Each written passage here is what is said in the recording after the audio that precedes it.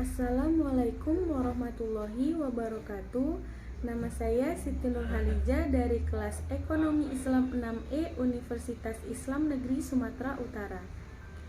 Di sini saya akan membuat video untuk memenuhi tugas mata kuliah Ekonomi Pertanian.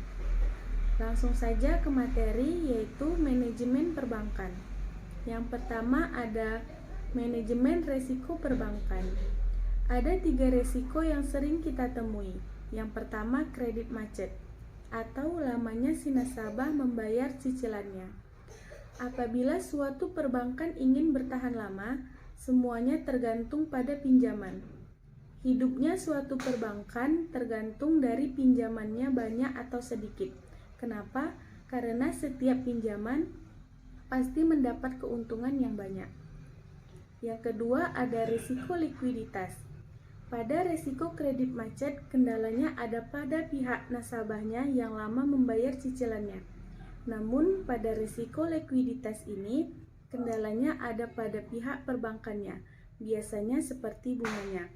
Semakin banyak pinjamannya, maka semakin banyak pula bunganya. Yang ketiga ada risiko operasional. Risiko operasional ini banyak, contohnya seperti hackers.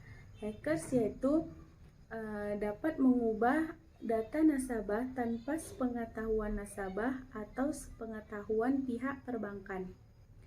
Nah, apabila dari ketiga risiko ini dapat kita atasi, maka daya saing setiap perbankan akan semakin tinggi dan untuk mencapai kesuksesannya akan semakin mudah.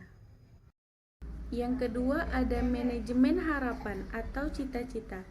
Setiap manusia pasti memiliki harapan atau cita-cita. Namun, tidak semua harapan tersebut terjadi sesuai dengan kenyataannya. Karena di antara harapan dengan kenyataan itu ada yang namanya gap. Apa itu gap? Gap itu bisa dikatakan sebagai masalah, rintangan, jarak, dan lain sebagainya. Dari masalah tersebut, jika kita ambil sisi positifnya, maka kita akan selalu merasa bersyukur, walaupun harapan kita tidak sesuai dengan kenyataan. Jika dari sisi negatifnya, yang pertama kita pasti merasa kecewa ataupun sedih. Walaupun kita merasa kecewa atau sedih, janganlah sekali-sekali kita mengeluh. Kenapa? Karena dengan mengeluh sama saja kita tidak menerima apa yang terjadi dengan kita.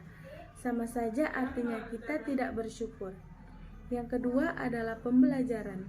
Jadikanlah kekecewaan, kegagalan atau kesedihan ini sebagai pembelajaran. Mungkin itu saja yang bisa saya sampaikan. Wassalamualaikum warahmatullahi wabarakatuh.